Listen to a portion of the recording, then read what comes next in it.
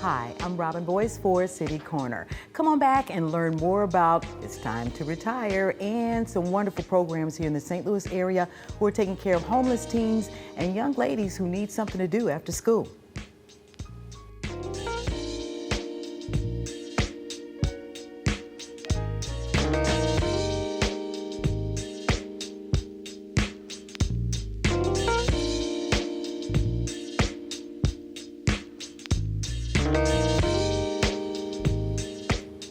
And welcome back. I'm Robin Boyce for City Corner. In the studios with me right now is Miss Patricia Bingham, who is a consultant for our company called Bingham Consultants and our LLC. And you are a consulting business that helps people retire properly. I appreciate you. Okay. A lot of folks are going through the panic right now. Yes. And are realizing as they get closer towards retirement that I don't have enough money saved. I don't quite have enough money I think I'm going to be getting in retirement. I'm getting a small pension, or I just don't know what quite to do. So there's this panic that's going on. And another big panic is the whole health insurance part of it. For those, of course, who turn 65, before you start getting all this information, people are bombarded with all these different insurance companies that you can add to your Medicaid and Medicare. So tell us, what are some of the first steps a retiree who's going, oh my God, should do? Well, first, it depends on the person and if they've decided the age in which they want to retire. Because some people have the years and they don't, and they've got the years and the age in order to retire. Okay. But the first problem becomes, if I retire, what kind of health care am I going to have? And a lot of people start checking, well, I won't say a lot of people, some people check into it and they say, oh, it's not that big of a deal because I had health insurance and it didn't cost me that much because my job sponsored those things. Right, exactly. But when they get out there, or if they're fortunate enough to check before they go, they find out that the cost is a lot more than they anticipated. Sure, it's astronomical. So you've got people who are scrambling and trying to figure out, okay, maybe my money, I can live off the money that I put aside. Maybe I've got some investments that I can put aside. But I never calculated $800 to $900, maybe $1,000 a month for health coverage. Right. And maybe I've got a spouse that maybe I can ride on his insurance, but most times the way health insurance is set up, there's a price for the individual that is originally covered, there's a price for the spouse, there's a price for children. And if you've still have college students that are in school, then you've got a bigger problem because now you may have to cover them, and there are programs that will cover the student in school, but they cost a lot more than if you were working. So you'll find some people who will continue to work even though they want to retire, or they can retire just for the health coverage, or they'll take a second job just for the health coverage. Okay. So that is, when I hear people who are talking about retiring, that's the first thing I suggest.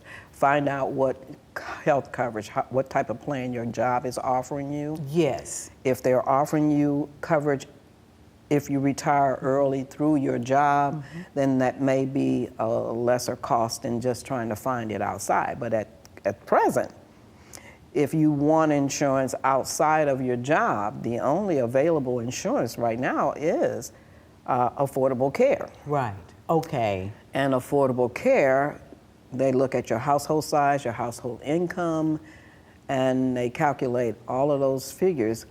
Some people are lucky enough to get a subsidy because now the income may be lower than what they were accustomed to So now getting. affordable care is what people have called Obamacare in the past, correct? Yes. Okay, and that, in fact, that re-up or new folks are being asked to sign up about right now. Yes. Right, okay. In fact, Sunday is the last day for open enrollment. Okay, so okay. if you sign up after that, for people who are retiring, and they may retire in January, February, that actually sets off a special enrollment. So there's not necessarily a rush on that if you're not retiring right now. But if you are retired or currently don't have coverage and are seeking coverage, Sunday will be the last day for that coverage. Another thing with reference to Medicare, correct? that would Medicare. be what individuals would take who are leaving jobs, would be Medicare, correct? Is there a penalty if you don't sign up for Medicare right away, or is there something that will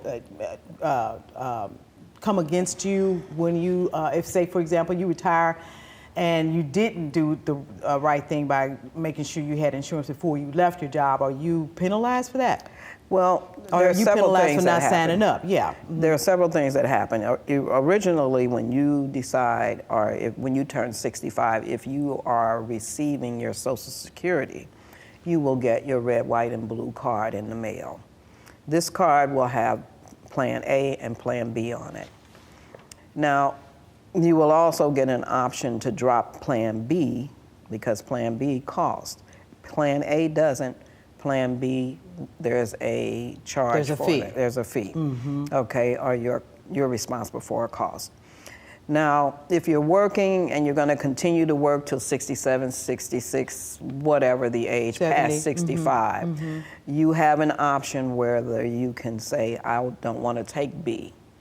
I'll just take A, and until I get ready to retire, I won't add B until then. And then that forces your job's coverage to continue to take care of you. Okay. There are people who they will do that, or they will take Medicare, A and B, and then they'll keep their coverage. So that way their 20% is covered by the job. Your Medicare becomes primary, your job's coverage becomes secondary. So you kind of... So do you have to sign up for Medicaid, when you Medicare. turn 60, Medicare when you turn 65? You don't have to if you're going to continue to work. Okay.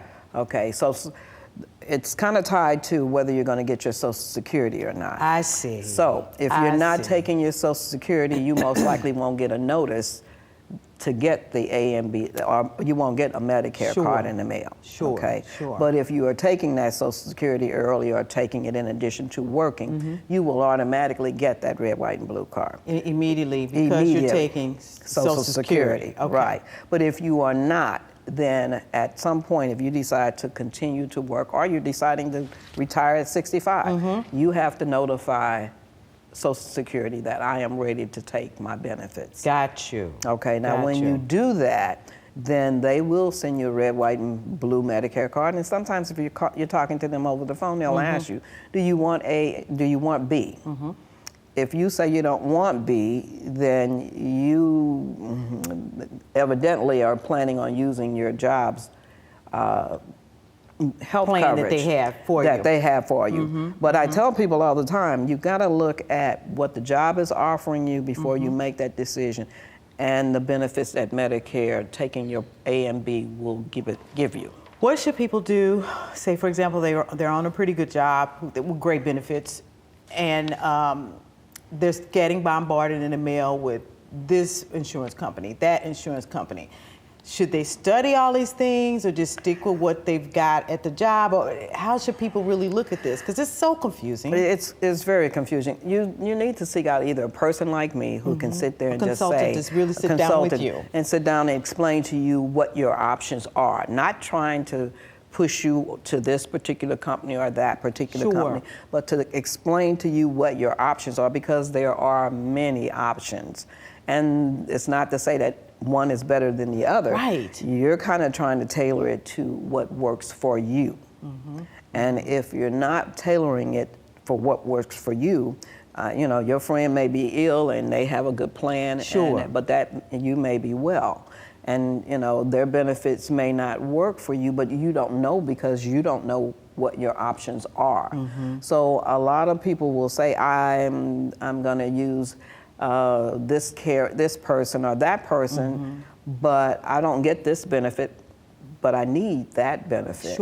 Okay, so if you're diabetic, you need to look at these different plans, because some plans will give you, your copays will be less with one plan because you are diabetic, versus another plan who really doesn't cater to a diabetic. Right. So so you have to be very careful. You have to be very careful about prescriptions. Prescription drugs, definitely. Vision, if you're going to get it. Some plans will cover it. Some plans won't cover it. Some plans will cover hearing if you need a hearing aid. Some plans will Yeah. cover that, some plans won't. Most of the plans, it depends on the type, some of them will give you coverage in terms of getting the exam, but they won't give you the coverage in terms And of dental's purchasing. always, I hear, kind of scary out here. Dental can be scary because they can say, well, I'll check, you get an exam, but if you need some work done, Right. It's coming out of it's coming pocket. out of your pocket. Wow. So there are a lot of things to sit down and look at, and different ways to tailor it to what your needs are going to be. And I always advise people that even though something is working for you, every year when it's time to enroll again, or to at least look at other plans, because things change. Different companies will take away benefits or add benefits. And sometimes that may be something you may need in addition to your other needs. So, you're always examining that process. So as a potential retiree, you should be probably refreshing every Constantly, every year. Because you never know what's going on. You never know what's about to happen. Exactly. Or what's coming down the line, and you might need a different kind of insurance that covers whatever's coming down the line. Exactly. Or you may have developed a new illness. You may have developed COPD, and now you need some extra coverage in that area. And maybe the plan you were on didn't really cover that, but there may be another plan that covers that issue and any other issues you may have. So you should always check at least every year during open enrollment to see if that's something you need to, And what I really it. like about the consulting side of things, you can at least help people thread themselves through this. And I guess the most important time to really start paying attention is before you get in before you do the retirement. I always suggest that you do it before you make that decision or before you turn 65. Okay. Because there's so many changes that are going on. And sometimes it takes a lot to absorb all of the different things that you can do. It does. And I've got some clients that I think one that comes to mind. I've been talking to her for almost a year. Okay. We sit down and we go over, and then she'll wait 3 or 4 months, come by and sit with me and go over this with me. Okay. And so she's trying to make decisions on which way she wants to go and what kind of retirement she wants to have. And understanding the different terms and the different ways she can go, because like you said, she's been bombarded with all kinds of information. People are calling and saying, hey, I can help you with this, and they're saying one thing, but if you know the basics of how the system works, you can decipher who's telling you the truth Pat, and who's not. Again, got to have you back on. Thanks for coming back again. This is so important because people do not understand. Just start getting ready. Start getting ready now. Thank you so much for coming in and talking with us again about retirement, what it means, how to prepare for it, and I'm going to have you back in the new year so we can continue talking about it. Thank you so much. You're welcome. And we will be back in a little bit to talk more about some great organizations here in the St. Louis area that are making a difference for girls and homeless teenagers. Come on back.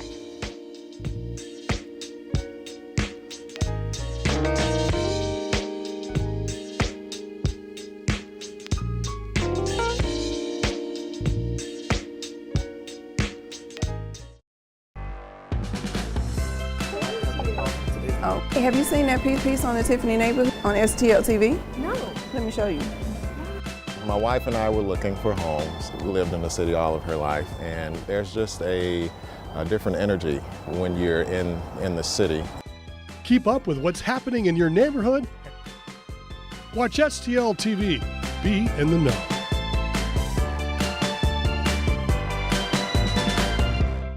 Operation Wonder Park is a go! There's nothing more powerful than imagination. But don't just imagine. Use STEM to change the world. Who's with me? Oh, it's gonna hurt tomorrow. If she can STEM, so can you. Find out more at She Can STEM.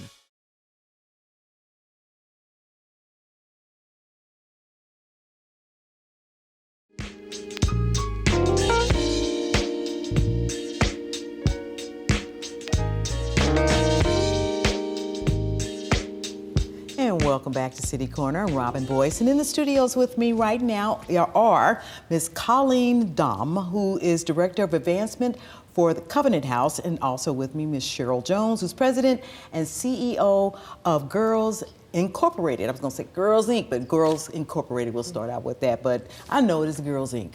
Yes. How are you ladies doing? Very Great. good. Thank you. I wanted to get you in here because we're talking about two organizations that work with youth, and we got a lot of things that are going on with our young people these days, and it's really great to know that we have at least two organizations here in the St. Louis area, and many, many more, but I wanted to get you all in to talk more about what's going on.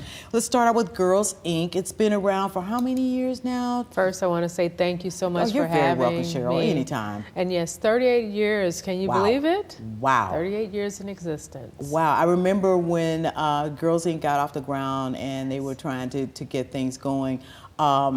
It's a worthy organization that really keeps young girls busy, is what I like. Tell us more about Girls Inc. So Girls Inc. is, I'm going to start off with a tagline, inspiring all girls to be strong, smart, and bold. We actually service girls from age 5 to age 18. And what we're really trying to do is just empower, educate, and also inspire them to just think of all the possibilities that they can do. We do it through our programming. It's programming that's intentional. It's curriculum based. So STEM, which science, technology, engineering, and math. Exactly. Literacy, the arts, culinary arts. So Business. I had my granddaughter in Girls Inc. because we were trying to find some really neat places for her to go during the summertime. This is years ago now, Yes. a little way back. Yes. And this baby joins the business class. Yes. And she comes home and starts setting up contracts for me to sign. Absolutely, absolutely. Girls Inc. did a good job with this kid. She's doing great right now. And that continues. So we're really just trying to let the girls find their strengths. Yes. And when they find that, you'll see the most happiest people in the world. And what we're then asking them to do is think past the now. What is it that you want to be in the future? And we then just put some things, some resources behind them and mentors and others to try to just help continue to grow that. And they do that. They are very happy. I know when I went over there to pick my baby up, she would just be like, "Oh, Grandmommy, we did this, we did this." Awesome organization, and you guys are doing a good job. Covenant House, you all just got done, Colleen, with an awesome concept. I had never heard of it. It's called the Sleep Out. Yes. And Covenant House is a place for teens who are homeless? Yes, so Covenant House Missouri is an organization that supports youth ages 16 to 24 who are experiencing homelessness or are at risk for experiencing homelessness. And so we provide supportive programming that gives youth the tools they need to go on to lead successful and productive lives. And you're right, we just finished our annual Sleep Out, which we had 72 executives and individuals commit to sleeping out in our courtyard. They actually slept outside. They slept outside. It was cold, it was rainy, it was a true experience for those who choose to take on the challenge to help raise very vital funds for us and bring awareness to the issue of youth homelessness in St. Louis. Well, and we're talking about how many teams and a guesstimate, say in the region, in the St. Louis area, that may be homeless, that really need somewhere to stay. On average, there's about 600 youth in St. Louis who are experiencing homelessness every evening. And so we have the privilege of getting to support 36 of those every night, and while serving youth in our community also. So you don't have to live at Covenant House to receive our services. So we. I did not know that. Okay. Yep. So we served about 300 youth last year through our supportive programming. So our residents and our community youth can come and get the tools they need here at Covenant House. So when, say, for a teen comes to Covenant House, they'll get a chance to do what there, and how long can they stay? Yes. So we have two options for youth who live with us. We have our short-term housing and we have our long-term housing. Our short-term housing is 30 days, and our long-term housing is up to 2 years. And while they're at Covenant House, they get access to medical support, mental health services, education services, employment opportunities, and so we make sure that they have everything that they need so that when they're out in the community and they can live successfully also. So you turn the young people around to become productive citizens, like with Girls Inc. Becoming productive citizens is what these organizations are about. Is really helping that parent, helping that grandparent, helping that school district produce productive people. Yes. It's more than just saying, "Oh, I had this baby." baby. And this kid comes into the world and they grow up, but what do we do with our children, especially those who may just need a little help, and especially like with young women who need that, especially between 3 and 6 o'clock in the evening, need something to do. Tell us about your after school. So our after school program, we service 72 schools in the St. Louis area, and the girls come, they're transported by buses, and sometimes families bring them. From St. Louis City as well, correct? St. Louis City as well. And so they get there anytime between 3 and 4. They'll have 2 classes that are programming based, mostly in the STEM, the science, technology, engineering, and math, but also we want to give them some type of Girls Inc. enrichment. So you said business or leadership or some other type of curriculum-based program. They eat dinner there, and then they also do their homework. So think about it like this, Robin. If after school, that's why we're the extended learning, they can do their homework, they'll get 2 classes, they'll be fed. So the next thing that we ask parents to consider is just taking them home and reading 15 to 20 minutes. So you get the parents involved as well. Absolutely. We could not do it without the support of our parents and some of our board members and others. It's a real community piece that we have we're so blessed to have it at Girls Inc. Well, that the way. good thing about it is it's just not a drop-off agency for babysitting then. Absolutely. And that's, what folks don't need for a child. They need activity, they need things to do. When it comes to homelessness, sometimes that young person may not be getting along at home properly. Their parents may not be able to keep them for whatever reason. Anything could be going on, mental illnesses, having to move on without that child. Then that young person can come to Covenant House and have an opportunity to learn some things about themselves and how to grow and take care of themselves. Yes, absolutely. So the reasons for homelessness are as varied as the youth that we serve, but the one thing that they all have in common is that they're all choosing to come to Covenant House. And that's no youth, awesome. Yes, is assigned to us. They all come because they want to, and they are wanting to take on the challenge of making sure that they have what they need to better their lives for themselves and hopefully the next generation of youth to come also, that they can set the example of what it looks like to make sure that you are making the choices that help you lead successful lives. Now, when the kids come to Covenant House, for example, do they have rules, regulations, time in, time out, that kind of thing? Yes. They've got things they have to do to be successful. So we know that effective programming, we have to have structure in place for our youth to know how to learn and grow within our facility. And so we do have rules in place, and there are things that we expect them to do, just like if they were living at any other home. There are curfews, we want them to be engaged in our programming, looking for jobs, continuing their education, because we know all of those aspects of their lives are very important to being successful. Some of the executives and folks that came out for the Sleep Out and the fundraiser, what were some of their comments with reference to being out at night in the cold? What were their reactions to what they had to do? For them, it's a truly humbling experience. Our sleepers at the end of the program, the next morning, they get to go home to their stay out there all night long. Yes, they do. They stay out there all night long, and they get to go home though the next day and have a bed to sleep in. And so it is incredibly important for everyone to understand that sometimes that's not a choice that our youth have, and that they may do that night after night, sleeping in various locations that are not safe, that are not warm. And so it is incredibly important that there are places like Covenant House, Missouri that youth can come to so that they don't have to sleep outside anymore. What did some of the executives say that they made comment about how they felt being out there in the cold and relating that to young people that they were fundraising for? Yes, it was definitely, lots of them said it was eye-opening and that it was a challenge. I had a lot of sleepers who really challenged themselves to stay outside all night in the cold and in the wet because they knew that it rained that night, I remember. It did, it rained. It was very cold and it rained a lot. So they were out there and they were in wet sleeping bags and with very limited gear, and it was very much an experience that they won't ever forget. Right, so that then helped them really get an understanding of what was going on with those young people and what needs to happen in the long run with Covenant House. Yes, absolutely. One night of discomfort for them and their awareness that they are bringing to us means many nights that our youth don't have to be uncomfortable anymore. Exactly, exactly. And it's Covenant House is making a really big difference. I was so glad to see they took my old school Yes. that I went to school there many moons ago. I won't say when. But it was great because I wondered what was going to happen with the building. Who's going in there? What? Oh no, some more apartments. You know, I thought that's what was happening, even though that's a good thing. Yes. And I like seeing that they're doing that with some of the buildings here in St. Louis. They're turning them into schools. Into housing.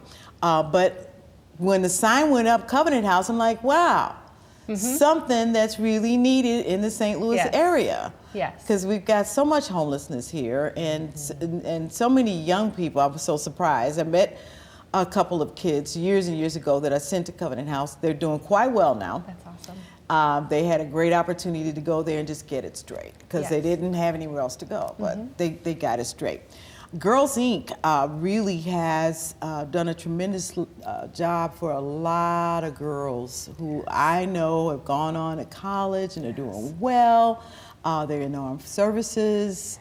What do you all hope that you can do to instill in young women what they need to do with their lives? We are bombarded with everything out here these days: Facebook, Instagram, Twitter, name it, Snapchat. And my goodness, what can you all do as sponsors of these girls when they're in your care to help make a difference? So we hope that we're equipping them to navigate the social and economic and all of the cultural barriers. Do you all have courses for that Oh, with reference absolutely, to we do. social media, and Covenant House We do. too as well, social media type of teaching young people that? I know they're starting some of that a little bit in public school Yes. systems. So, but go ahead. Yeah. Ours is media literacy, and so Very we're good. really trying to let them know that while you're out there on Facebook, sometimes it appears to be good, but you also got to know the dangers that also exist. So we want them to really not be afraid of technology Right. because that's where they are, but want to be educated around what it is and how you can use it for good. They need to learn the etiquette of Absolutely. social media, and I think that's Absolutely. where a lot of adults get it lost, and a lot of young people get it lost, and then folks get involved in some things that are not too good. But that's okay. We have great organizations like Girls Inc. Thank you. Awesome organization like Covenant House. Thank you so much, ladies, for Thank coming on the you. program. Thank you for having us. Information is going up right now on our screen for people. If they would like to donate to either organization, you can go to those websites or make phone calls. If you have a young lady that probably needs somewhere to go in the afternoon or during the summertime. I think we did summer camp with Girls Inc. I appreciate that. Thank Kept you. that baby busy. Thank Anyway, you. give these organizations a call and help them out. I'm Robin Boyce for City Corner. We'll see you the next time. Bye-bye.